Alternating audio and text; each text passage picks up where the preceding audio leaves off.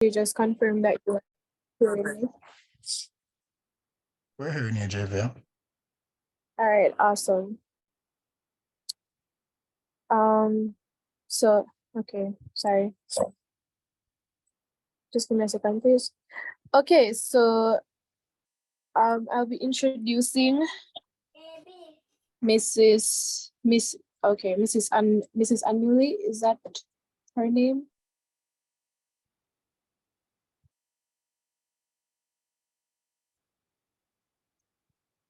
You guys hearing me? Yeah, we're hearing. Yeah, we're hearing you. Okay, Miss because Anuli? I was asking for confirmation. I wasn't hearing anything. Okay, so Miss Anuli is the BSc Gaming Program Director, an experienced IT professional and alumni of UTech with over a decade of teaching and industry experience, both locally and internationally, with a passion for making learning fun and a love for popular anime such as One Piece and Naruto. This program director is committed to helping students find their place in the rapidly evolving world of gaming. Not only a software engineer, but also skilled in building impressive creations from wood, concrete, and steel. The BSc Gaming Program Director is eager to contribute to the growth of the degree and assist students in navigating the exciting opportunities of the new future. Please help me welcome Miss Anuli.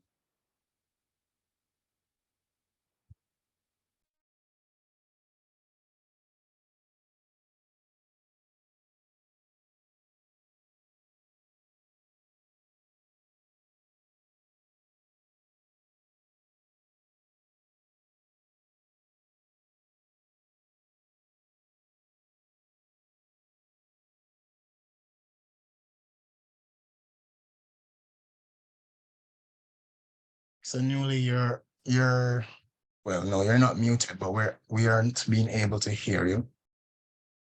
Could you just try again, please?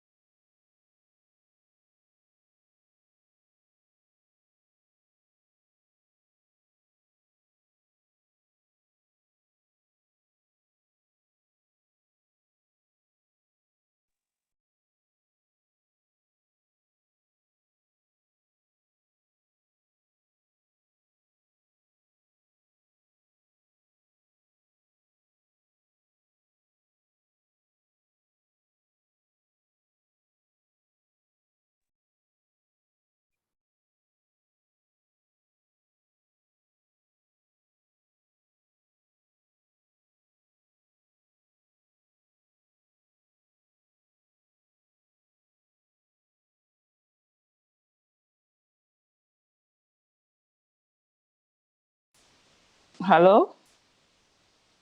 We're hearing you now, Miss Anuli. Okay, great. Sorry about that. All right. Give me a minute to gather myself again, please.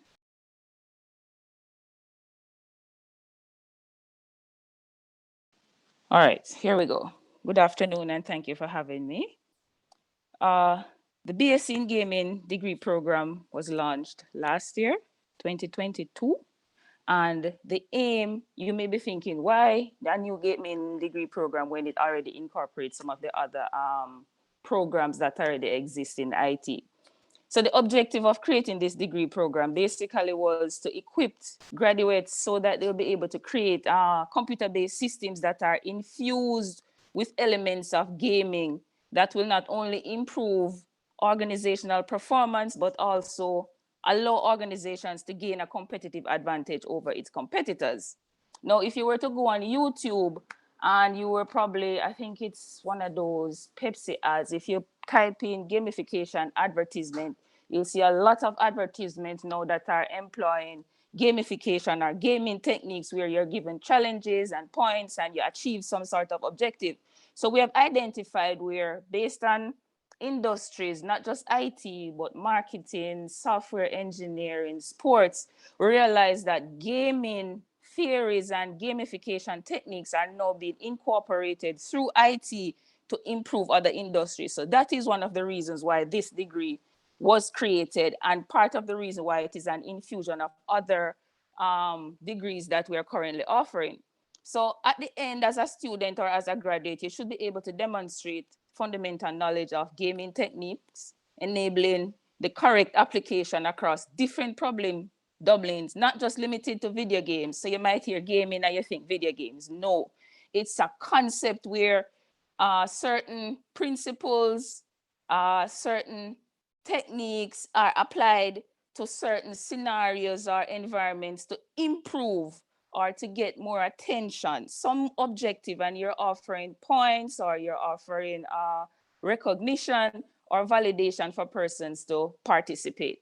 So you're to use your knowledge now as a graduate to identify opportunities for technology innovation that could be used to create businesses or improve industry efficiency. So if you're not just interested in just creating software, but you want to have a social impact or a way in which business is improved, BSc Gaming is something you can look into. Additionally, for those that you are more research-based, you are to use research and development to drive smart computer system initiatives and technopreneurship. So it's a new environment. It's something that we are incorporating into degree program, and it is the only one that is currently being offered here. And we believe that research, continued research from you as students and graduates will help not just the program itself to grow, but the gaming industry to grow, not just from a video games perspective, but also just using gaming techniques to improve learning and training experiences. Now, we have two majors, game design and game development. Design is the creative driver of the game, and it involves creating compelling stories, characters, goals, and rules, while the development aspect is where you're going to be using software and tools to create the actual gameplay itself, incorporating these goals and rules into characters that you can physically use on screen to interact with the system. So we have game design and game development, and it's a 4-year program, 130 total credits, and it's a single major. So you're either doing design or you're doing development. Now, what are some of the modules? Animation, 3D modeling, character design, mobile programming, game theory and design, software engineering, robotics, computer vision, bioinformatics, machine learning, business intelligence. So those are some of the modules that you'll be doing, and you may notice that it is cross disciplines or cross modules. What else? Career opportunities, just to name a few and wrap up. Video game design developer, game design, business analyst, software engineering. So having a gaming degree does not restrict you to just working in gaming. You are also equipped to be traditional IT employees, software engineers, database administrators, and so on, because it's an infusion of the different modules that we've brought together, but just using gamification techniques and modern tools and frameworks to solve old problems. You can be a concept artist, motion designer, game quality assurance tester, AI designer, and a Unity developer, application developer. And those are just some of the careers that are available. And just to sum up, according to data collated from the glassdoor.com and salary.com, the average salary in the US for a game developer is US $83,479, with ranges from $23,000 to $140,000 US dollars. The range of salary is subject to maturity, reputation, clientele of the company, and also in their respective industries. So that is it for BSc in gaming. If there's anything else you'd like to know, you can raise your hand and I can take your questions. I hope that was adequate information for you to be at least interested to get some more information. Thank you.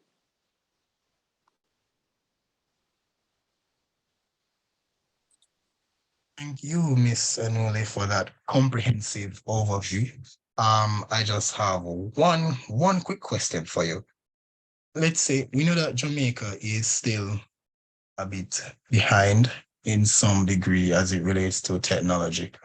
what are the opportunities or what opportunities exist in Jamaica for jobs for a student who is starting or who has completed their gaming degree?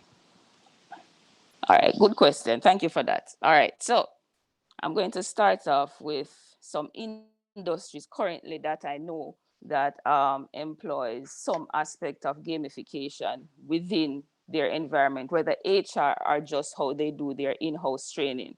We have Lotteries, Gaming and Betting Commission, GTech and Supreme Ventures. Obviously, they're a gaming industry, but at the same time, they do employ persons to write games, whether it's for the back end, usually hardware, software engineering aspect, or front end design. You have Ubisoft, Infraware, EA Games. Those are overseas. Some of those are overseas. Traditional entertainment, gaming. And I don't want you guys to just think about, we're always thinking what kind of work is available in Jamaica. After COVID, our mindset's supposed to be a little bit more skewed, where we understand that our skills are not just physically limited to Jamaica. Our skills are international, and our degree, our universities internationally accredited. So we need to get out of the mindset of just thinking about earning Jamaican dollars and start marketing and trusting our knowledge and ourselves to put ourselves out there to work anywhere in the world. Jamaica is a third world country and we're developing, but at the same time, we need to be a part of where technology is changing and moving fast. So that means we have to put our mindset where that is happening. Yes, it may appear to be brain drain, but it is not. You can stay here and work overseas. You don't have to travel. There are plenty of opportunities that are available. But to continue with the Jamaican aspect, in therapy and rehabilitation for physiotherapy and speech therapy and also psychology, game theory and game design is used to help persons. When you're creating assistive technologies using AR and VR, it's some aspect of gamification that is being used to engage the person and keep their attention. So anything that has to do with simulation and training, also military, Department of Vehicles, marketing companies and such, those companies, it may not be as popular as somebody wanting you to be a React designer, but it is cutting edge.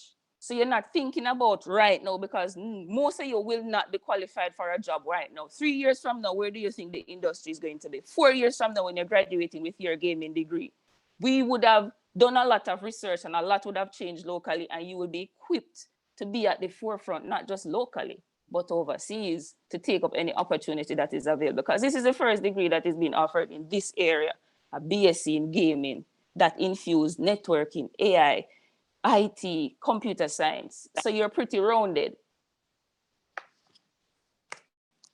Yes. I'm seeing a question in the chat where someone is saying that if they can switch from their BSc in computing to game development. All right, so as you know, there are certain requirements that needs to be met for you to switch. You can get additional information on that through the school. Yes, you can switch, but not beyond second year. So you can't switch to a third year sitting of BSc in gaming at this point. You're only able to join in first year and possibly second year if you're gonna switch.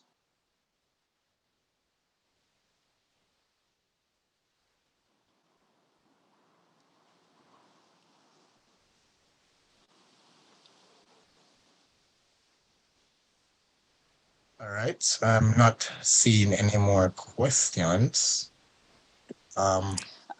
Also, Percival, I have a prospectus here that I can share with you. I'm not sure if I can attach it here or where I can share it with you so you can pass it on to those who are in attendance and other students who may be curious or may want to have some additional information. So it has pretty much what I just said, careers and just some other information that can pique your interest and point you in a certain direction if you need to get more information. So I'm not sure how you would like to have that exchange. You could send it to my email. I'll got my email in the chat and have you All send right. it. All right, miss. So thank you again for that wonderful presentation. As I'll make sure to share the perspective with you in our WhatsApp groups. So just look out for that. Okay. All right. Thank you again. So next up, we have on our agenda Mrs. Tanya Graham. So Miss Graham is the Program Director for Computer Networks and Security. She is a career educator with more than 20 years of experience in the area of information technology, information and communication technology. She holds a master's degree in computer-based management information systems from the University of West Indies and a bachelor's degree from the University of Technology. She currently lectures at the University of Technology, Jamaica, and the current research she does focuses on the effect of aging and the ability of facial biometric systems to match enroll templates, to create templates as well as cyber security. So at this time, I would like to introduce Miss Tanya Graham. Just before she comes, I'm seeing where Mr. White has his hand raised. Sir, you may go ahead. Yes. Thank you, Mr. Roberts, and good evening, everyone. Good evening, colleague lecturers. Good evening, students. Happy Easter holidays to you, and hope you are all well. I want to apologize. This forum, those of you who know me know that this would never miss me. So I had to pop in, but my apologies. I am actually a panelist. I think I'm the first speaker in the Chat GPT forum going on right now. I posted the link in this chat, and Mr. Robert had it as well. But just want to wish you all the best. Somebody's mic is on. Your specialization is an important decision at university. I heard Miss Anuli wonderfully just giving you some pointers, and now you're going to listen to Miss Graham. Please take in the information carefully, and looking forward to seeing you make the best decision for your specialization. And somebody was asking if you can switch. Yes, and we have a powerhouse of admin supports here to help you, and not to mention your academic advisor. So guys, have a wonderful session. I know the presentations are going to be very enlightening, and please accept my apologies for not being able to stay. Even if you see me logged on, I'll be in the other forum. All right. Have a wonderful day and enjoy the holidays. Thank you. Thank you very much, Mr. White. Good afternoon, students and colleagues. Thank you for that introduction, Percival. So, where I'm going to tell you a little bit more about the specializations for computer networking and security. You may be aware the two specializations are infrastructure and security.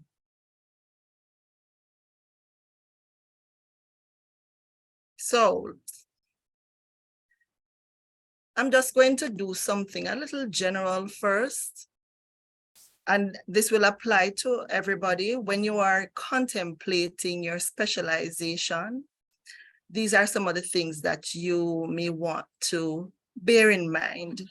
You want to think about what you're passionate about. If you are doing something that you love to do, then it doesn't feel like work. And you'll excel at it because you'll be enjoying yourself. It won't feel like a burden. So you want to think about what you like to do, what you enjoy doing. You want to think about your personality. Are you an introvert? Are you an extrovert? If you're an introvert, then you may not want to select a specialization that will have you interacting with a lot of people. What are your goals? What specialization is best to get you to those goals? What are your values? I'm just going to go through some of them pretty fast. What are the options available? And this is where you are why you're here now, to learn what options are available to you, learn a little bit more about each option so that you can, determine if it's something that you would enjoy doing, if it would suit your personality. I know some of you are very keen to learn what are your potential salaries. How much will you be earning? What are you likely to earn when you select any particular specialization? We want to consider also the educational cost and training. Well, you're here, so that part of it is already decided. What resources are available to you? We've been online for a little while now, and we know that it has been a challenge for many of us, financially and otherwise. So we want to look at what resources are available and the learning opportunities. And again, you're here, so the opportunities abound.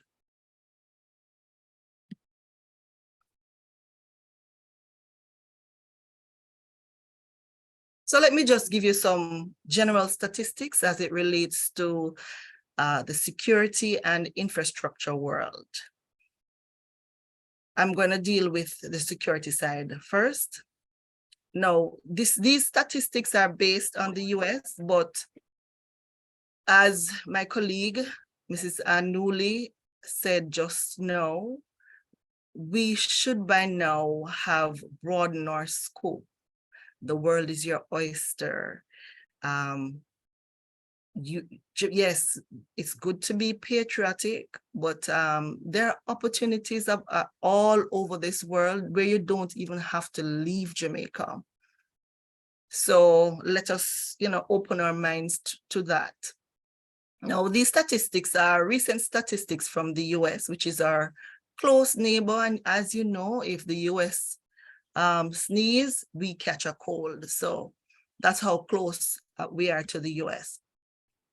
So in the US, the public sector demand for cybersecurity specialists grew by 25% to 45,708 job listings between 2021 and 2022. That should be 2022.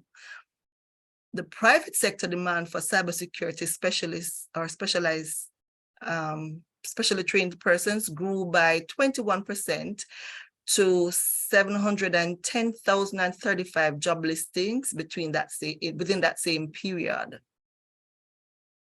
Generally, the US needs 530,000 cybersecurity workers currently. Now, let me just speak a little bit let me go to the infrastructure and then speak generally to Jamaica's situation. The average entry-level cybersecurity analyst, the salary is $79,000 US. That's the average entry level. And you can do the math. We can be conservative and probably use a rate of maybe 1.45 to 1. And you will still see that that is a decent salary for somebody starting. In the infrastructure field now, infrastructure deals with setting up, implementing, managing the network side of it. So I'll speak to what we do in the degree in a little bit. So the demand or the job postings in the last 12 months for infrastructure specialists is 147,448, and the average starting salary is $59,000. And again, if you do the math, you will see that you'll be smiling all the way to the bank when you get that first job. Now, when you think about cybersecurity and infrastructure, they go hand in hand. You can't secure what is not there. So the infrastructure specialists are the ones who will implement, manage the network, and they have to implement safe networks. So in the degree, you are taught how to set up the infrastructure, both on-premise networks as well as cloud networks. So you will do things like virtualization, but you'll be taught how to securely do that, how to secure the infrastructure. And then on the computer security side or the cybersecurity side, the students are taught how to defend the resources of that network that their counterparts would have set up. So they go hand in hand. What are some of the career options for infrastructure? They include network infrastructure specialists, network administrators, network engineers, cloud engineers, systems architects, network managers, systems administrators, office network analysts, virtualizations, virtualization implementers. And for the cybersecurity, you have the cybersecurity specialists, chief information security analysts, security architects, IT security engineers, IT security consultants, penetration testers.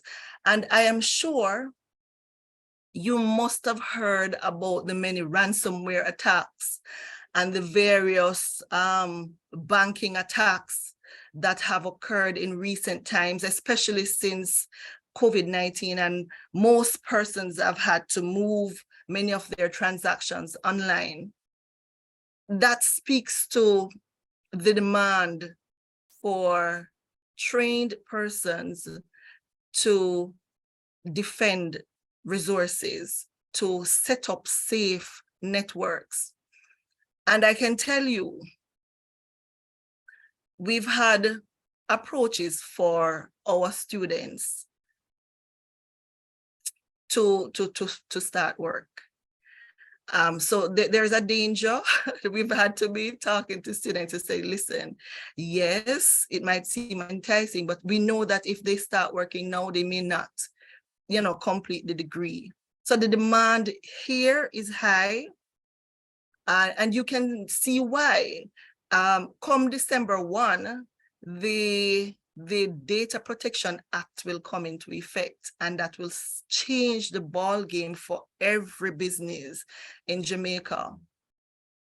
Businesses will have to now register with the Data Protection Office to identify each piece of personal information that they collect from their customers. They have to say why they're collecting it.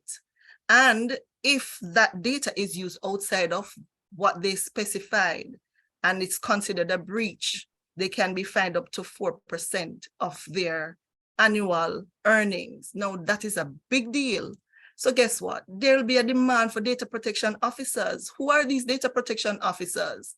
The graduates from the program. So the demand is there. And did I go through this one? Yes, that is my brief presentation on the 2 specializations. If you have any questions, I can attempt to answer them now. If you're interested in getting further information, then my email address is tanya.graham@utech.edu.jm. I'll put it in the chat so that if you have questions, you can reach out to me.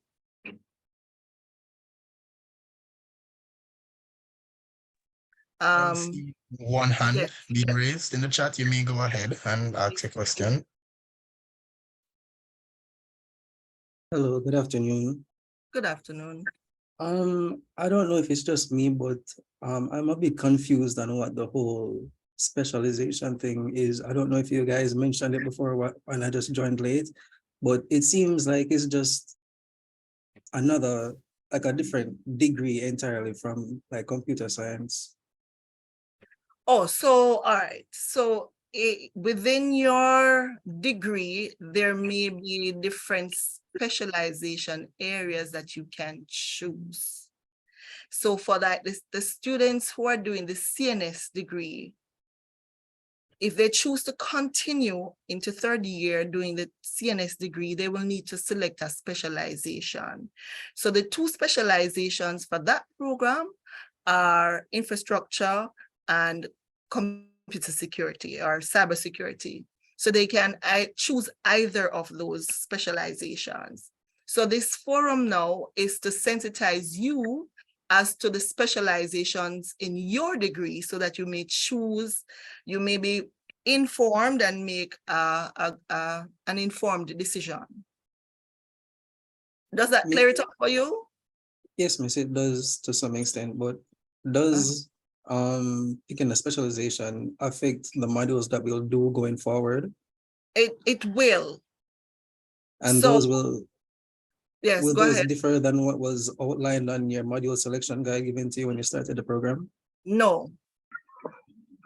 So It is should. it that we'll just pick some as opposed to all of them?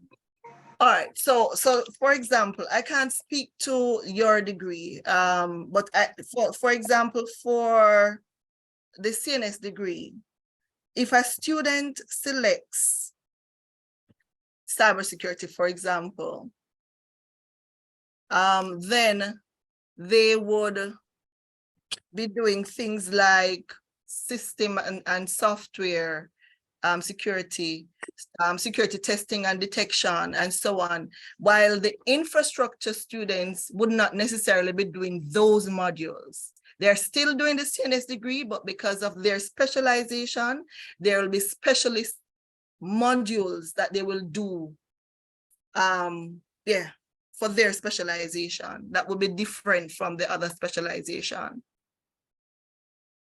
Is that clear? Yes, miss. Are there internships? Yes, there are internship opportunities. So as a matter of fact, I'm just looking on here to see if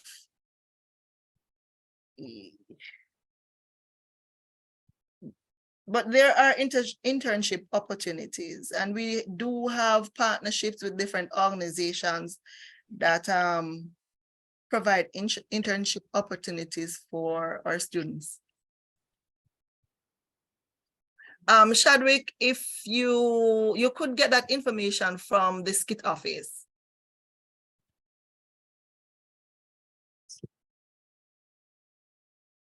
Are there any other questions for me? I'm seeing Miss McNamara has her hand raised. Yes, This is a Mrs. question. It's not a question. It's I just wanted to share screen if I can. Oh, or I can stop sharing now. Yes, Miss, you may go ahead. Jonathan, I see Jonathan's hand. All right. So I wanted to just show because I know I was when I was invited to this forum, I wanted to find out if it was the specialization for the computing program, which has the largest number of students, or if it's specialization for the other program. So on screen are all the degrees in the School of Computing. So there's a BSc in computing, and the major is information technology, and you can do a minor, and this minor is what we call in the specialization. You can do a minor in information systems. There's also a minor in multimedia, which we're phasing out, and there's a minor in networking and a minor in enterprise systems. So I think somebody's going to talk about all of these minors. So if you're doing the BSc in computing, these are your specializations, right? If you're doing computer science, there's no specialization in computer science, but I do think that you are allowed to do some of these. But the person will speak to those. Then what Miss Graham just spoke about was the BSc Computer Network and Security, and she spoke about the cybersecurity and the infrastructure specializations. And then now this computer information system degree has two specializations, which I'm going to talk about. So if you want to see the breakdown for those who were asking, this is just go to this page, which is the module selection guide page on the website, and it really breaks down what your program has in it and shows your specialization. So that I just wanted to point that out. All right. Thank you, Mrs. McNamara. That clarified. Yes. If there are no further questions for me, then I see another Davion or Davion. I'm seeing another question, Miss. Just before you move over to Davian. So someone asks if they want to switch, if it would be possible for them to switch from infrastructure to cybersecurity. Oh, I saw that question. It should be, he should be able to do that. But it may, dependent on how far along he is, it may, delay his graduation. But we can talk. We can talk about it. All right, thank you. Davian, you can go ahead. Yes.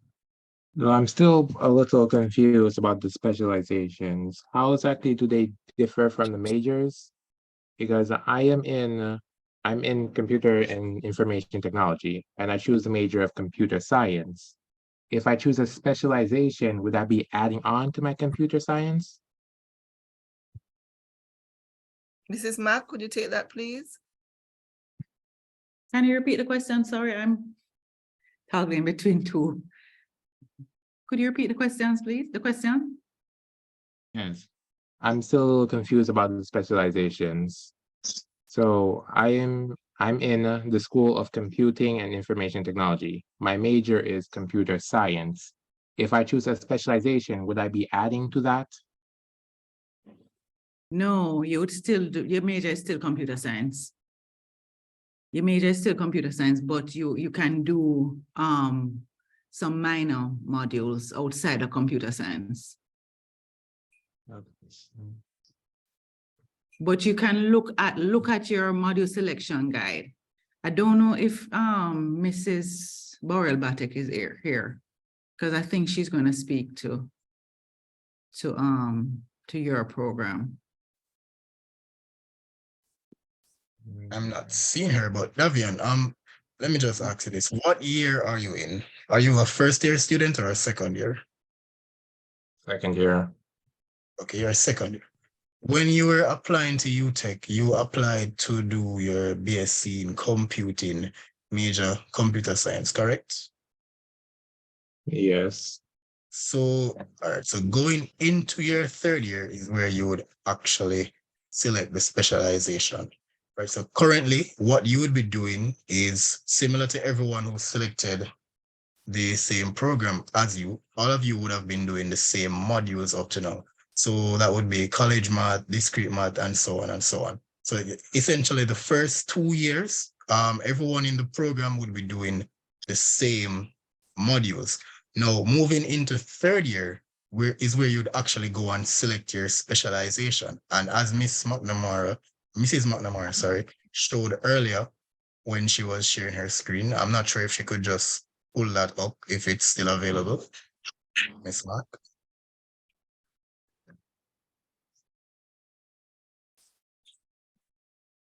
Yeah, so. Right, so can I interject? Allow me Sure, to, no please? problem.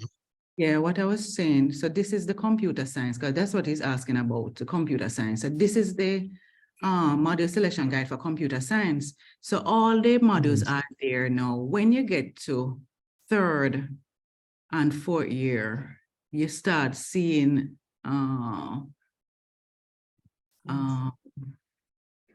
I think it's fourth year for the computer science. You start seeing SCIT upper level elective. That is where, and here, SCIT upper level elective. So for the computer science, people seem to be only in their fourth year. So in your fourth year here, you are free to select any SCIT upper level elective. So there's no, there's no specialization for the computer science people. Your specialization is computer science. right? So you are you get 2 upper level elective, skit upper level elective, which are listed here. So you get to choose from this list, right? But everything else is basically prescribed for you for the computer science people. I'm only seeing here, skit upper level elective here, and that's year 4 and here. So 2 of them. So everything else would be prescribed. So you get to choose here. So you don't have a minor for the computer science people, but you get to choose elective. Is that clear? Okay. Could you also just share the previous page, the other one that shows the different majors? So what you would be doing right now is, well, you wouldn't be doing a major per se. Yeah. So computing major, computer science. That Yeah, could be his your major is computer specialization. science. So he's doing his degree is basic computing and his major is computer science. So here it says, so this is the degree, computing, major computer science. Following? Yes, as I've been doing up until now. Right. The other degrees are computing with a major in information technology and a minor. The minor is what you have to choose for the other people. The minor is what we're calling the specialization.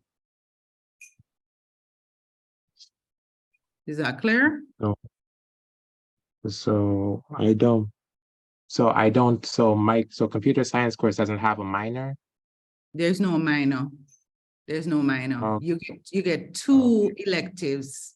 You get 2 upper skit electives, but there's no minor.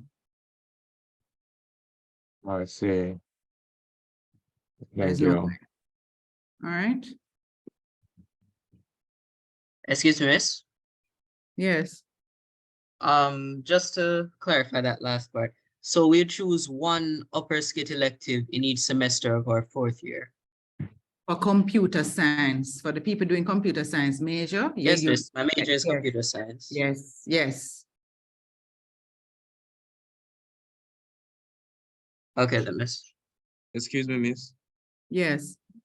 Do you know why the computer science major or the major computer science students are treated differently? Like, why don't we have minors? Why is it only elective? They're treated differently because the accreditation board, the ACM, your program is modeled after international standards. So ACM and IEEE give some specification in terms of what you must cover. So if you're going to graduate with a degree in computer science, you must do these. So we have to put in those things. There are also some requirements in terms of UTech. So UTech says all degrees must have academic writing, must have this math, the first level math, it must have some environmental studies. As a computer science, you must do some science. So there's some requirements from UTech, from the accreditation bodies that we have to meet. And the other thing now is that UTech says they want to reduce the cost of the degree. So that degree must have, they're trying to pull it down to 125 credits. Before that, our degrees were 132, 133 credits. But the more credits you have is the more it costs. So they're trying to reduce the cost of the degree. So they say 125 credits. So we would love to have more modules and to give you more opportunity, but it is what is prescribed. I do believe though that no, but it won't restrict you. It won't. Let me not say that. I don't, let me not add that. All right. So that is why it's designed in this way. Because for a computer science student, there must be some specific content and modules in your program. Okay, miss. Mm-hmm. Excuse me, miss, quick question.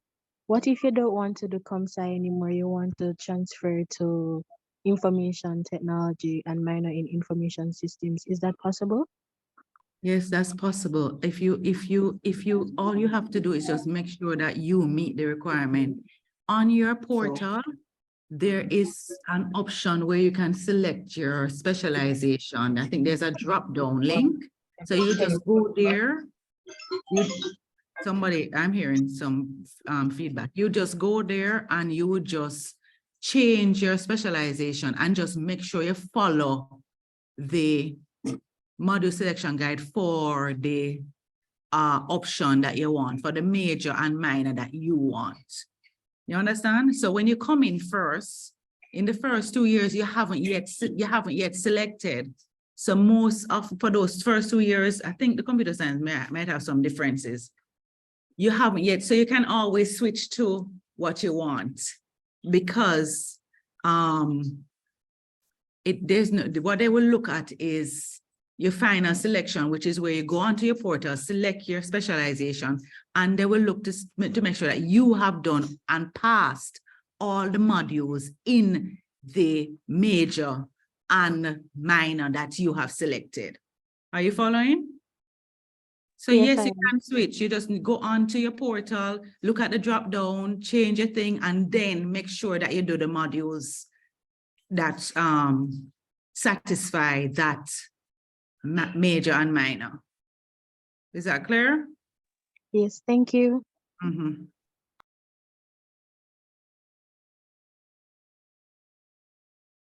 Yes, over to you now.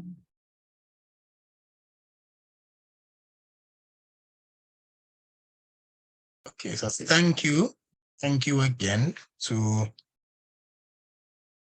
Mrs. Miss Graham. And actually, we're right at Mrs. Sophia McNamara. So I'll hand over to Javier Clark to do the introduction. Javier. Afternoon again, everyone. Mrs. Sophia somebody help me out, please. McNamara? Yes, you're correct. I'm sincerely sorry. Mrs. Sophia McNamara, the Senior Lecturer and Program Director for the BSc Computer Information Systems from the School of Computing and Information Technology. Please help me to give a warm welcome to Mrs. McNamara. Okay, thank you. I'm going to share for the BSc Computer Information Systems degree. So I won't take long because I know that we want to use the time well. So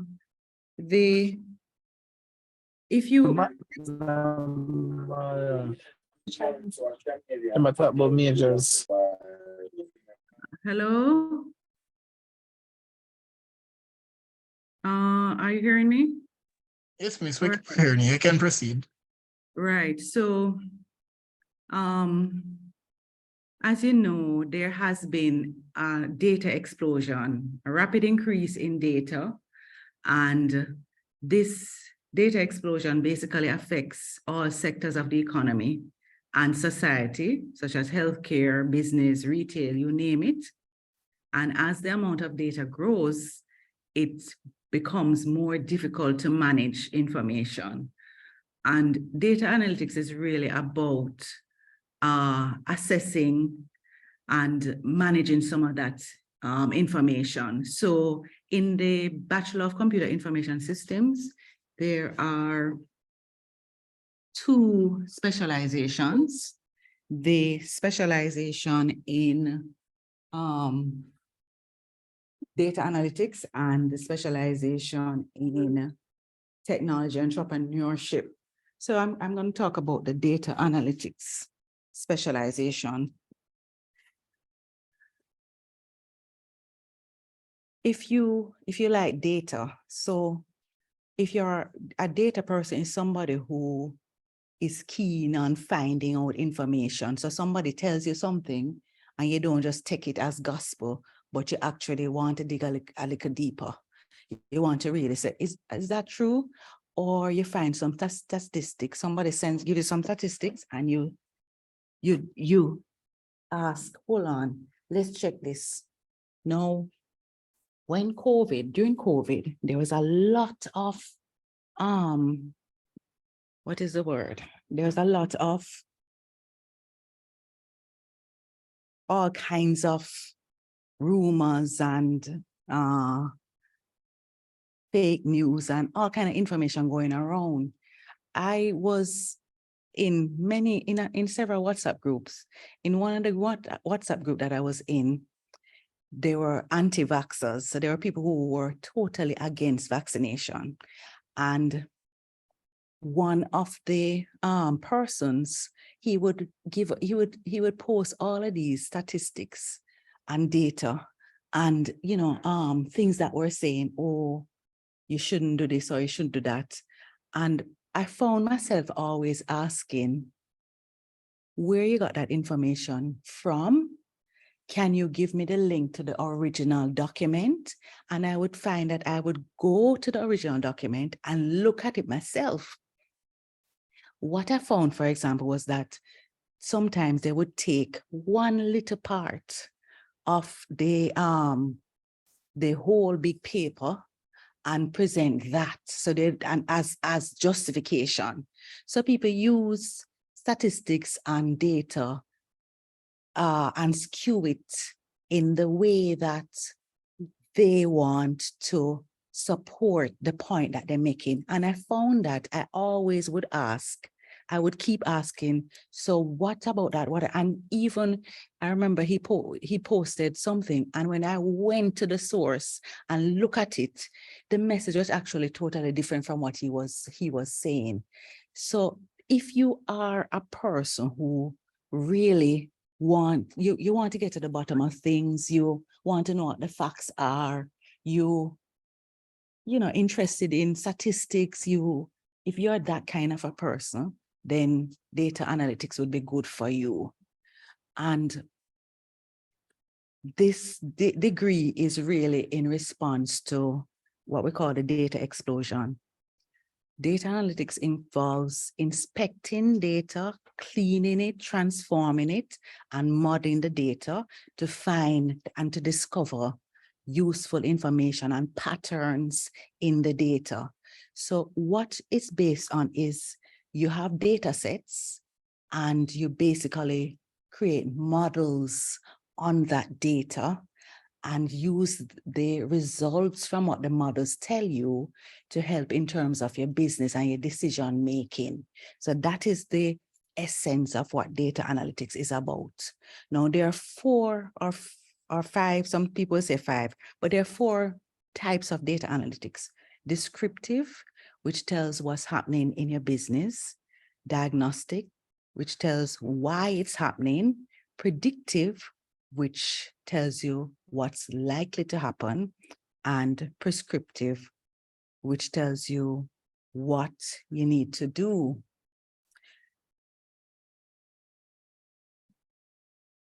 Data analytics is very closely related to data science. In fact, oftentimes the 2 terms are used interchangeably. And some of the elements of data analytics and data science are the visualization of the data.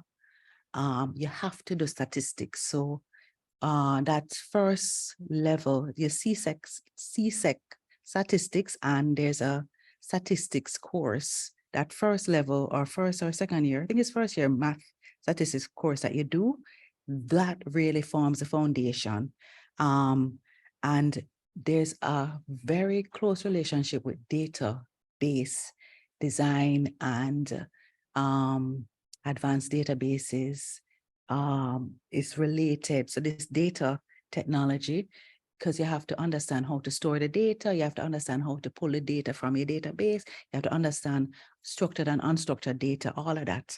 And you have to know how to clean the data and all that. So there's a strong relationship with data technology and data consulting, real world application, and scientific methods. So these are some of the areas that tie into the data analytics and the data science.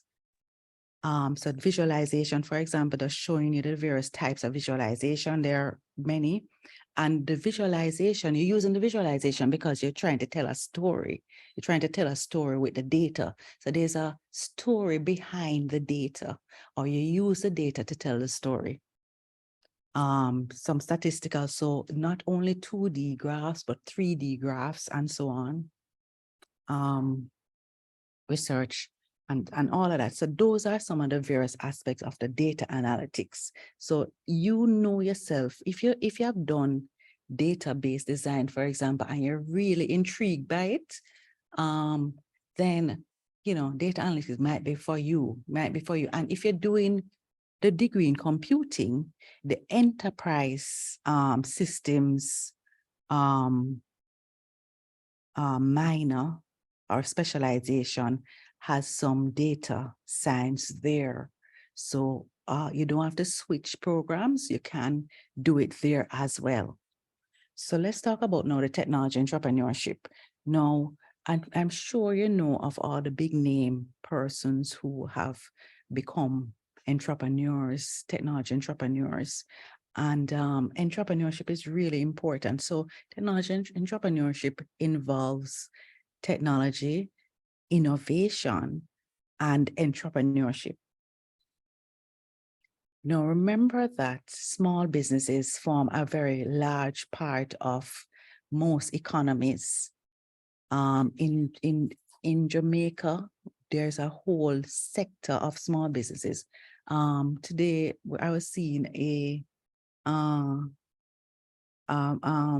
company celebrating 10 years of being in existence, and they're talking about digital marketing and how they evolved over the 10 years and how COVID actually helped them because more people were going online. And so that was an opportunity for them.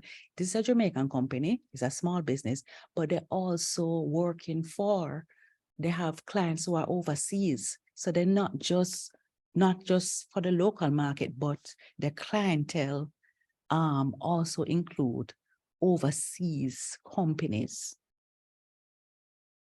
So entrepreneurship is important as it has the ability to improve standard of living and to create wealth, not only for the entrepreneurs, but for anybody related to the business. So there are two primary types of technology entrepreneurs. The technology developer, those who develop a new technology, product or service that's capable of driving a business, and technology users, those who see a new technology development and understand how it can be applied to meet a business or market need. So we're talking about ChatGPT now, and I mean, there's another forum now going on with ChatGPT. So I was trying to listen to the two forums at the same time. But now there is a technology that we have to figure out how we're going to use it in our organizations. So that is a part of it. And if you're going online already, you will see some of the things that people are doing. ChatGPT. A publisher said that after ChatGPT came out, the number of submissions that he got, I don't remember the exact, like increase how much fold. So people were using ChatGPT to write stories, right? So there are opportunities, and we just have to figure out how we're going to use the new technology, in what ways, and how we're going to use it. People say they're making money off it as well, and so on. So there are a lot of opportunities for starting your technology business or starting your own business using the skills that you have. So this is supposed to be talking about the careers, the kind of jobs you can get. So for this program, you graduates can become data analysts, business analysts, management trainees, information system auditors, digital marketers, website developers, data scientists, software quality assurance practitioner, and technology entrepreneurs. Now we have some salaries. These are in US dollars. These are based on what is happening in the States. So some of the figures here are in US. I have another document I'm going to show you some of the Jamaican figures. All right, so let me go to that other document now.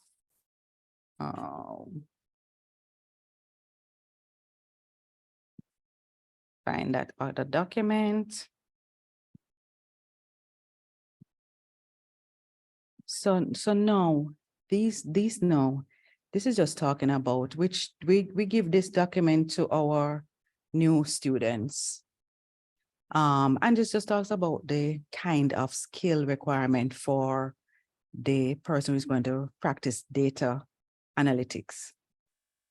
But in here are some salaries for those. And we just picked out some of the major, because we didn't know all of it.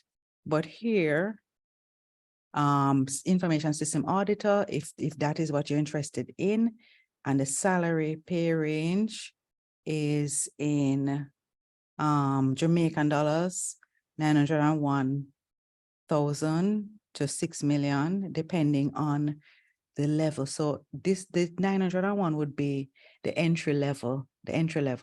So I really ought to talk about what an information system auditor does. An information system auditor combines analytical skills of an auditor with the technology expertise of an information technology professional. IS auditors with sufficient experience and training can obtain a certification and must also stay current on the latest technology. Tasks and challenges, digital transformation of an organization, they would help with that. They help to translate complex processes during the development. They drive change management in an organization. And here are the responsibilities. They assess the risk and controls that are associated with the IS assets. They create and develop internal audit reports. They maintain thorough and complete IS audit documentation. They create a set of best standards and best practices. They make sure that previous resolutions are done in terms of any IT audit issues, right? And their educational requirement is there. The data analyst supports the data lifecycle by collecting, transforming, and analyzing data and communication results in order to inform and guide decision-making. They make sense of unused business data. They minimize misleading revenue models and forecasts. They highlight micro mistakes. They diminish challenges in customer service. Their salary range in Jamaican dollars, 960,000 to 4 million in salary.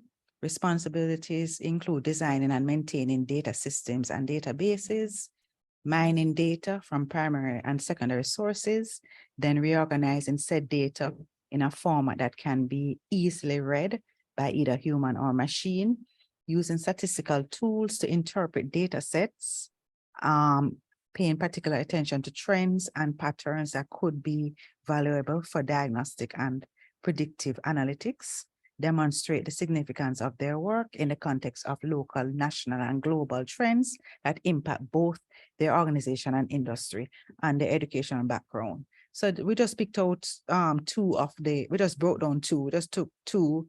We didn't break out all the those listed in the previous slide. So the technology entrepreneur identify high potential technology intensive business opportunities, gather needed resources such as talent and cash, and manage rapid growth using real-time decision-making skills. So they want to find smarter technological solutions, and the salary can range from 900,000 to this is 90,000 to 327,000. Responsibility, that I think that is if you're employed. If you have your own business, then the salary is going to depend on how much drive and effort you put in the business and how many contracts you can get and your work ethics.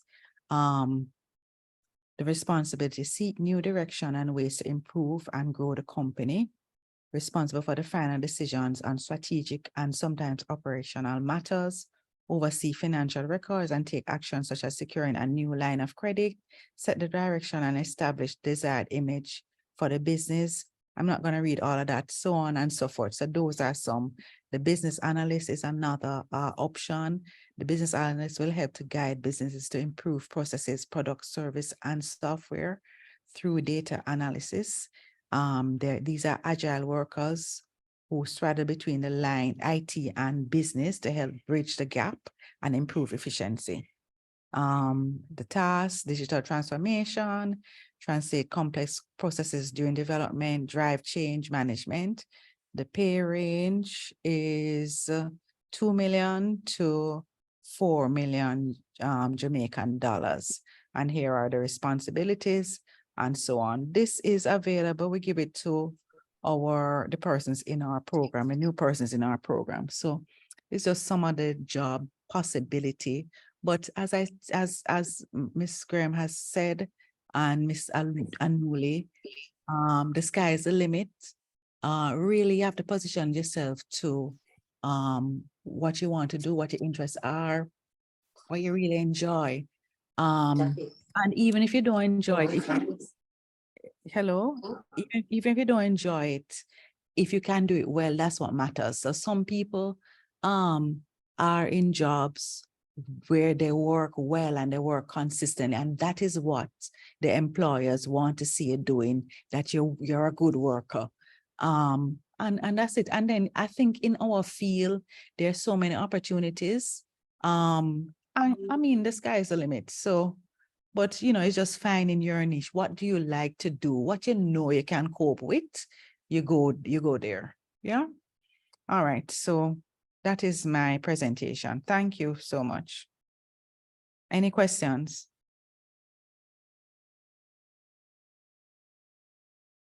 I'm seeing a hand raised in the chat. You can go ahead. Hey, good afternoon to you. My question is that my brother is currently doing computer science. His major is computer science, and he wanted to go in a job where he would do database administration and database management. Would you say this program would be the best fit for him to get in a job like those? No, it's better if he stays there and do in the enterprise systems option. There is it that he doesn't want to do any programming? What is it? He doesn't want to do any programming?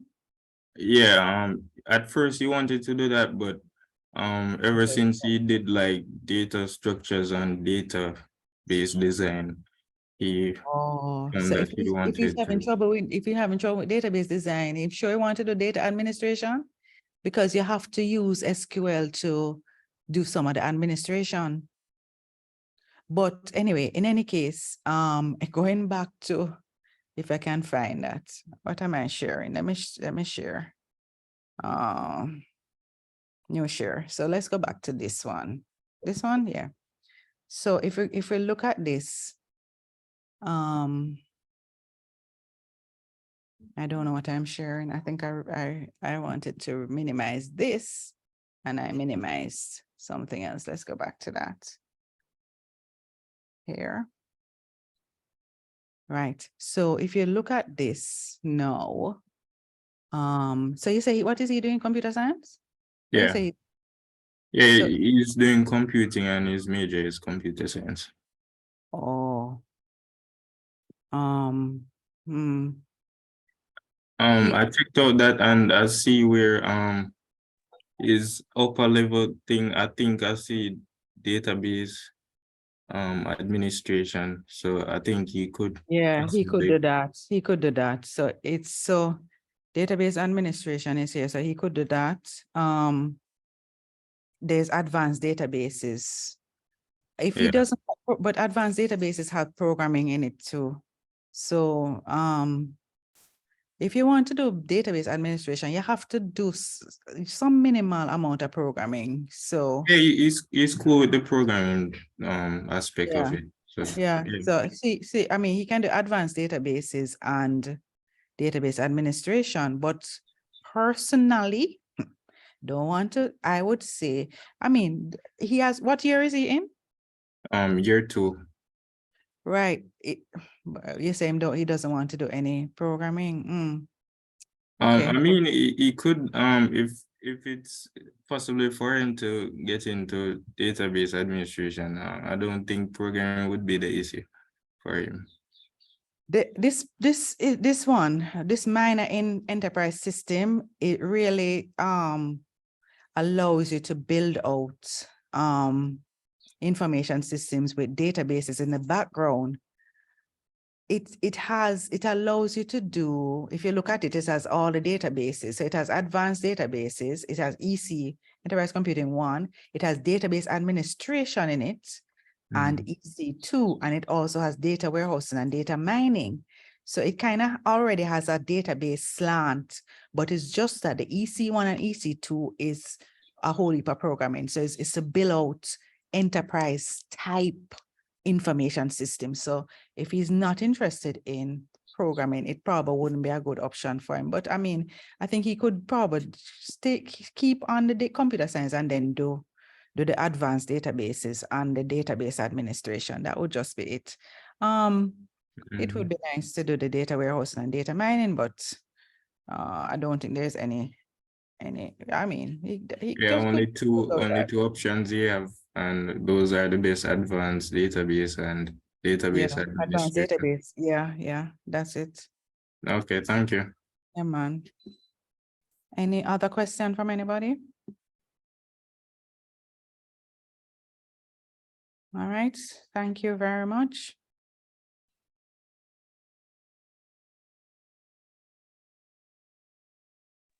Thank you, Mrs. McNamara, for that presentation. It was very detailed, and I'm sure everyone would have gained something new and exciting from it. I really appreciate it. Next up, I want to hand over to, we'll be moving into a presentation for computing. Now, the program director, Ms. Kalila Borel-Batik, isn't here. However, in her absence, I am seeing Mr. David White, who is our head of school. So I'll ask him to just say some words as it relates to computing and hopefully answer a few questions. I understand that he's very busy as he's in another forum, but he's taking the time to say, all right, I'll come and speak. So, Mr. White, I hand over to you. All right, thank you. Thank you, Mr. Roberts. And again, my apologies. Well, twofold. For one, for not being able to fully participate in your forum. I think this probably would be the first forum, Mr. Roberts, of mine as your head of school. And congratulations are in order to you and your team. And two, I apologize for Miss Borel Batik. She did say she would be here. I was just trying to call her, but I'm not getting through. All right, Miss McNamara and my other colleagues. Um, oh, I feel um, somewhat nostalgic because I'm the previous program director for the Bachelor of Science in Computing. And now that I'm head of school, I can't afford to let it seem, right? Right, Miss Mark and Miss Anoli and Miss Graham. Tanya Graham is still here, right? I can't let it seem as if, I'm biased towards computing. But having been the program director, I can speak to it. And I just want, before I go into the essence, and I'm apologizing for not having the thing. Oh, Ian, you're here. I'm apologizing for not having the slides. Probably I could email them to you Mr. Roberts, right? But I just want to say all the degree programs we have in SKIT are excellent. Um, we have the BSc Computing is the flagship. Shortly after, Recording in progress. um, yes, a few years after, it has been more than a decade in running. A few years after we got the animation degree, BSc in animation production. Then we had the CIS, which Miss Max spoke to, Miss McNamara, and the CIS, right, Miss McNamara, CNS, Miss Tanya Graham spoke to. And then um, the two new ones, Mr. Magowan is here, not sure if he spoke about the ICT division. The two latest babies on the block are the BSc in gaming and the BSc in artificial intelligence. I think Miss Anuli would have shared, if she's here, she would have shared some information with you on that. So the BSc Computing is the largest degree in the School of Computing. In fact, it caused KIT to be the second largest degree program in the school here at UTech. And if I was to sum up the BSc Computing program, when I used to give presentations as, not as head of school now, right? But as the program director for computing back then, I just say, look, I don't need a million slides. I just need to tell you 3 words. Tried, tested, proven. That's it. Tried, tested, proven. Can I tell you something? Can I make a little confession? All the other degrees that came out after the BSc computing degree have much richer content than the BSc computing. For instance, in the BSc computing, we have an AI module. In the AI degree, right, it would be much more than just a one module. It goes in depth into AI. Inside the BSc computing degree, you have IS modules. But as you would have heard from Ms. McNamara, um, the IS degree has a lot more specializations and specialized courses, and it goes in depth, and it even has things which we don't have, like technology, entrepreneurship, and data analytics, and so on. The CNS degree, the BSc computing has networking courses like computer networks one, which you all would have done, and it has advanced networking and so on. But the CNS degree has a lot more in-depth networking courses than the BSc computing. So why then would one want to do the BSc computing? Go back to my 3 words. Tried, tested, proven. When companies call, they call for BSc computing graduates, right? When students go through the program and they see what they learn, and of course, you know how we have challenges here and there are challenges within the programs. But after students make it through, one thing I tell you, I wasn't only a past program director, but I still teach computer science. And you see, for the computer science specialization, every time I teach it and I get a good class, usually you find by the time they reach final year, all of them are in jobs. And by jobs, I'm not talking about jobs that you and I wouldn't want, or you wouldn't want your children. I'm not going to call any names or be derogatory, but you know what I'm talking about. My computer science students always get the top jobs. In fact, last night I was here with the dean, and just as we finished the meeting, a call came in, an email came in, and they took on 5 students, top students from ComSci, the specialization, and they're getting paid. Well, they're going to get US dollars. Not going to tell you right now how much, but it's a decent amount, probably more than all of you. Any one of you here that's working, unless you're in ComSci in final year, it's probably much more than what you make it, right? And there's a call for 100. If everything works out, they're going to need 100 such students by graduation. Some will go abroad, but some will work here in Jamaica. And what they need is to really demonstrate that they have mastered computer science. So the thing with computer science, you see, science means to know. right? And you know, a computer is an automatic data processing machine that takes input, processes it, and put output. So when you put computer and science together, a computer scientist really supposed to know about computing. It doesn't mean that you know everything, you know. But one of the things you see that goes, this is not just true for computer science, but for all degrees, including all the other degrees in SCIP.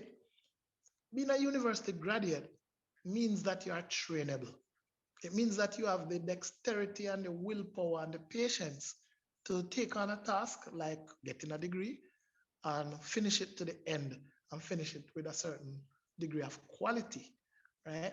And one of the things we get cussed out here at UTech for, and specifically in SCIP, in com science, they say, boy, you drill the students. But I don't apologize for that. I'm one of them who really grill the students hard. And I don't apologize. You know why? Because when the students go out there in the job interviews, and I've gotten feedback, they know their stuff. I see our students go and in job interviews and people from other universities, including some close by to UTech, they go and poor souls, they cannot compete with our students. Because when they come on to programming, the hands-on, that's UTech. And when they come on to programming, the hands-on in SCIP, the computer science people. So computer science, you see, is like the cream of the crop in computing. They're not the only jobs, they're not the only specialization, but you persons who really go for computer science had a profile. They really love computing. They had some analytical background. They love maths, right? Or had an appreciation for it, and they love programming, right? And they really want to excel. Lately, I'm seeing people in computer science who probably don't belong in there because they just want to pass and scrape through. And they struggle, and it doesn't help them because when they come out, they're really just going to get mediocre jobs or low paying jobs. Computer science, you see, is really for the students who love computing, who want a career in there. Probably they want to go on and do a master's or a doctorate, right? So that's the person. And they're willing to go the extra mile because they want to make some money in this career. So that's the computer scientist. And again, I apologize because I'll show you pictures of the robot, and it's in my office now. I don't know if I could turn the camera around and show you. I'll show you stuff that the computer science students create, right? Because you have to have that excitement, you know, that passion for computing. That's the computer. That's the students who choose computer science. Now, I mentioned that it have some hard things in there and they're grilled. Yes, but I've never seen a student, certainly I teach some of the upper level modules, and I've never seen a student who can't learn ComSci. Even students who weren't so strong in math at first, but they're willing to do the homework and come class and practice, then they get through. All right, so that's computer science. If you have that knack, if what I just said identifies with you, then probably computer science is the specialization for you. Now, the Bachelor of Science has two specializations, raw computer science, the other one is IT, information technology, that's IT. Under IT now, you have three minors. So information technology is the major, and the minors would be enterprise computing, information systems, right? And we have a multimedia specialization, but we have downgraded that. So your program director is not going to offer it anymore because we're going to turn those students or channel those students to go into the animation degree program, which would be, as I said, the newer programs offer a much richer experience for the specific areas that you want, like say animation. Now, let me tell you about, oh, I should also mention that they have networking as well. Now, for enterprise computing is for the persons who love programming. They want to develop large applications. They don't necessarily want to get into the ComSci, you know, part of it, right? Or even too much of the maths base, but they want to learn programming. they want to manipulate the databases that go hand in hand with programming. So persons who choose enterprise computing, you see, the IT major with enterprise computing minor, they would be developing probably web systems, probably large banking or insurance applications, probably mobile applications, and the databases that go with it, probably cloud databases, probably databases with no SQL, or they'll be able to manipulate it. They can do the backend and the front end coding. They'll learn some scripting as well. That's the enterprise computing people. And of course, like ComSci, you find that there are good jobs out there. I did my research and found that the average price in US for a programmer is about 82,000. So somebody coming out with EC, 82,000 US a year. However, people more senior than I say that you can't use that. The practical thing is probably you'd start at about 25, 30,000 US, right? And if you are at the top of your game, probably you get some experience. You know, when you graduate, one of the hard things is no matter how you know your stuff, they're looking for experience. So let's say you do some internship or you get experience, then you can move up to the 80,000 US dollar a year. And if you really become a master at programming, you might be looking well in excess of 100,000. I have past students here from UTech who are making over 100,000 US a year, right? So that's easy for you. As I said, databases and programming, right? Web, mobile, cloud. For the IS specialization, it's a different take. Usually people used to say, oh, I don't like programming, so I'm going to do IS. But you can't get away like that. Not here in SCIP, not in the BSc computing. The BSc computing is filled with programming because it was the first degree that we had in the School of Computing, and it was the only degree we had.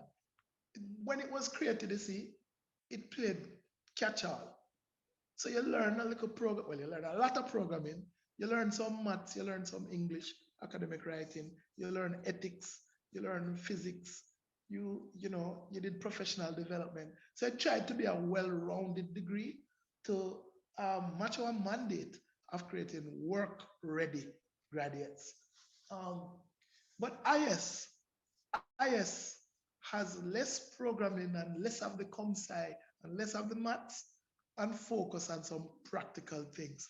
And someone who likes ISSC also has an analytical mind, but not necessarily like the programmer or the computer scientist. These are persons who can go into an organization and probably audit their policies, audit their operations, and document it, right? They are also the persons who will get projects, right? So they can sketch out a project from start to end, look at the milestone, look at what needs to be done and so on. So you find that a lot of the IS people traditionally end up in supervisory or managerial jobs, and it's good money. So if this fits you, then probably IS, right, should be IT with IS as the minor, should be the specialization you choose. And, as I said, you're going to have to do some writing. You're going to have to probably do a deeper dive into the processes and so on.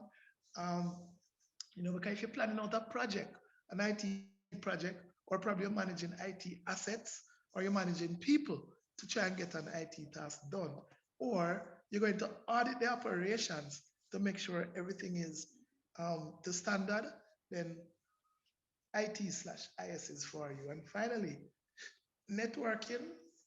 A computer network is a mechanism or collection of technologies that connect computers and other devices together.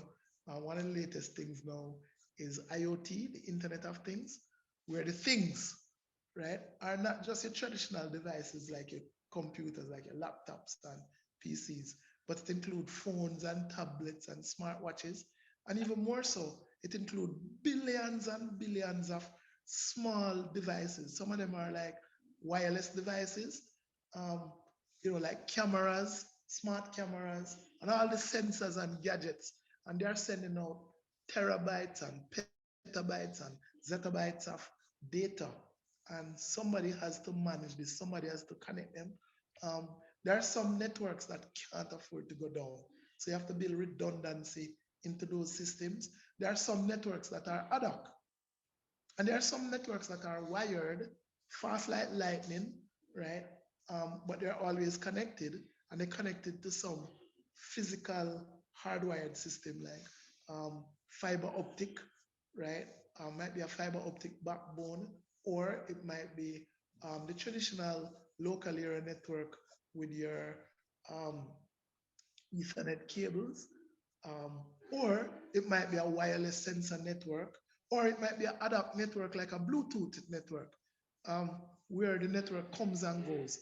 All of that you learn when you do the networking specialization. And there's a demand for these persons. I never know it costs so much money to put up one of them flow poles, the cell towers are the digital cell towers, right? And the network needs to be constantly monitored. And um, you know, after you put it up, it's not like you put it up and it's going to be there forever and ever. Amen. No, you have to maintain it, right? You constantly have to monitor that it's given the optimal performance. You have to look at computer security as part of it, because you always have nefarious persons trying to hack into the network. Sometimes it's not a malicious person, but just an accident or so on. You know, might be the environment it is in. Sometimes these network devices have dust on them, and so the operation is compromised, whether deliberately or through an accident or the environment. So even after you set up and configure the network and tune it to operate at its finest, you still have to now maintain it so that it gives you the response during its lifetime. And that's a lot of money. And what I find is that UTech students who do networking, and I do a stint in Jamaica. I went to China in 2014, and I met a friend from one of my classmates when I was studying there, was from the Kingdom of Tonga. And the guy said to me, I have Jamaicans working with I work at the King's Palace, and I have Jamaicans working with me there from UTech. I'm like, no, get away. And he showed me the digital logo. And surely enough, there were students there who were putting on, I never even know Digicel on TV, because Digicel, which is a Jamaican company, was in the Kingdom of Tango putting up TV, cable TV, before they roll out the service in Jamaica, right? And of course, the king paid them a lot of money. So the world is moving towards software and the internet. The whole internet of things is growing leaps and bounds and billions. So if you do networking, there is a job for you. But like everything else, you have to be the master at your game. You see, whichever specialization you choose, in fact, not just the BSc computing, but even for the other degrees as well. And I want to again state that it's not just the BSc computing, but the BSc CNS, the BSc CIS, the BSc animation, the BSc gaming, and the BSc AI. They are all very good degree programs. You pick the one that's to your taste. Some people like KFC, some people like burgers, Burger King, and some people like Pizza Hut, right? The one that meets your taste is the one that you should choose. And also you have to look on your capabilities. Some people rush into one because they hear, oh yeah, a lot of jobs in there and a lot of money, but then they struggle. Whereas if they had gone into another specialization that they're more comfortable with and their competencies in that area, then they probably would have get a 4.0 GPA, graduate first class honors, and make more money. All right, so think about all the presentations that you have heard.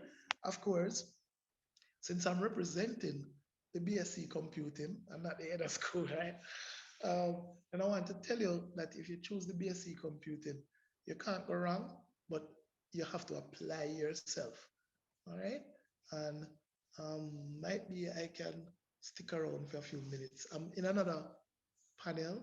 I'm actually in another meeting. I'm a panelist in the Chat GPT forum, but Once a skit rep called me, and said, hey, can you do this presentation? I had to come. All right. So thanks for listening. Again, I apologize for not having the slides up because my laptop is in the other forum. But I'd be willing, I'm sure your program director would come on. I'm willing to just share highlights with you. There are, you remember how I started? That's how I'm going to end. Tested, tried, proven. If I could show you the slides, I'll show you hundreds of students who have graduated from the BSc computing in the various specializations. And if you see the good jobs that they're in right now, right? So thanks again, guys. And if you have any quick question, I'd be willing to answer it for you.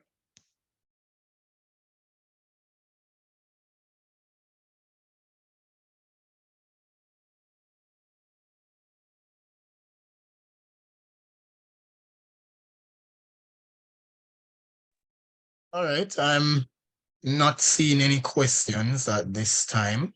Not seeing any questions. So, but if anything, guys, if you can't think of a question now and you have them, feel free to send them in the WhatsApp groups. I'll do my best to provide an accurate answer. And I'll also share some information later on as well. And also ensure that the recording is made available to rewatch for those who wish to rewatch, and also for those who did not get a chance to come onto the session. So I believe we've gone through our entire panel. Mr. And I'm Robert, still not seeing any questions. Yes, sir? can I just say something quickly? If I put Sure, on no my problem. head of school at now, right? I want to say, talk about something that I've observed, sorry, but I don't have any empirical evidence yet. But it seems to me like there are two things I want to mention. There are students who are working and going to school. And I know the economic reality, right? Some people have it real hard and have to work. But what I notice is that some students don't strike the right balance. So they end up working. Some are abroad, some are here, but they don't go to class. And then they turn up and do the test. And of course, they fail. I've seen students who fail a module like all 3 times. And I'm saying, huh? What's going on?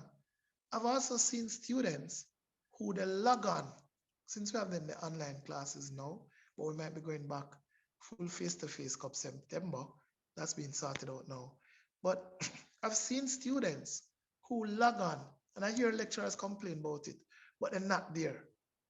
So they log on, you see the name, but if you call on them, they're not there. And when the test comes now or the exam, that's where you realize that they really weren't there at all. Can you have some students who log on, but they're really listening to what's going on? But the ones who log on and not participating and they don't know diddly squat, they probably log on because they're at work or they're distracted and gone to do something. And then when the exam comes and you look on the grades, I know Mr. Christopher Panther is currently doing a study that's trying to correlate failures, the students who fail, with how well they participated in class. And we're seeing, it seems as if there is a correlation so far. Of course, correlation don't mean causation, but I want to encourage students, you pay your money, go to your class, right? It's your class. Participate. Because if you get distracted by social media or by work or whatever, you're going to have a problems. And sometimes, students genuinely say, Cho, I'm going to watch the recording, man, right? This went over my head. But you know what? Before the exam or before the test, I'm going to watch the recording. And then they don't get the chance. The demands of work, the demands of life, and so they end up failing. The other thing I want to talk about is students who have failed, students who are on academic probation, are on academic probation if you get a GPA of 2.0 or more. If you're on, sorry, or less. If you are on academic probation for 2 consecutive years, then you're going to be kicked out of the university. I say it bluntly, either you transfer to another program, right? Because that program that you're in is not going to be able by policy to accommodate you any further. So we don't want any of our students to be in that position, but unfortunately there are some. And I don't know if Mr. Udega is on this call. Sir Roberts, Christopher, is the academic advisement coordinator, but I met with him and your student union recently, and we were suggesting that the students who are on a failing path, do something about your life. If you are in computer science and you realize it's not working out for you, then don't just keep barreling, and you know that's not what you want. Transfer to something else. Go to animation, go to CIS, go to CNS. Even try, we have a lot of space right now in gaming and AI, right? And I've seen students, who are doing bad in one specialization. Probably they're doing networking and they transfer to CIS and they end up being star students in that one. So that's something for you to consider. If you're failing, remember, if you continue on 2 years of academic probation, you're going to be terminated from that program. All right. So this is an opportunity for you to look on your GPA and transfer if you want. And Mr. Roberts, that was what I wanted to say, but somebody wrote in the chat. I think it's Homali says, why are classes still online? Well, classes are online. We went online in the first place, Kemona, because of the COVID pandemic. It's not gone, it's still there. But gradually, some places have started to move back in the face-to-face modality. And that is something that we are actively considering here in the School of Computing. From all indications and from your student union, it seems as if there's a request to go back face-to-face and also for academic integrity. So we should be mostly face-to-face come September. You asked though, why we're not gone yet? Well, because like in life, the real questions are not zeros and ones. They're not black and white. There are a lot of things to consider. There are some students who said, I don't like online, I'm not learning it online, I'm not getting it, I pay my money, I want face-to-face. And we're going to have to accommodate those students come September. But Mr. Roberts will tell you from your student union that there are still scores of students lined up at the embassy and even more who have gotten to go abroad and work and travel. If you go back online and say, sorry, if you go back face-to-face and say you're not doing any online at all, then what do you do with those hundreds of students who are abroad? Because one of the nice things, is online allow them to be wherever they are, right? And to be able to participate in class. So it's a good question, but there's no easy answer. But the thing is, come September, we should be going mostly face-to-face. All right. I think that might be probably the best.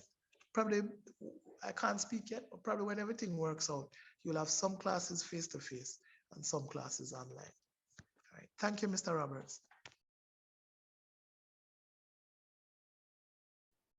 Yes, sir. Thank you for that. This time, I would like to invite Miss Tiana Larmond to give the vote of thanks and our closing remarks.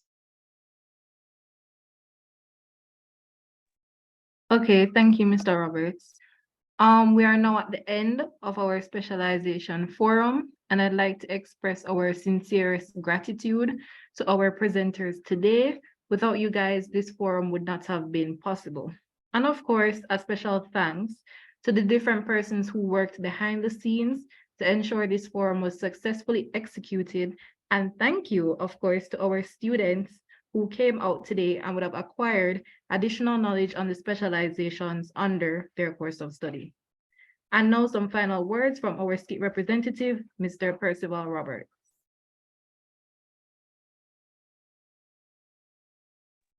Thank you for that, Miss Larmond.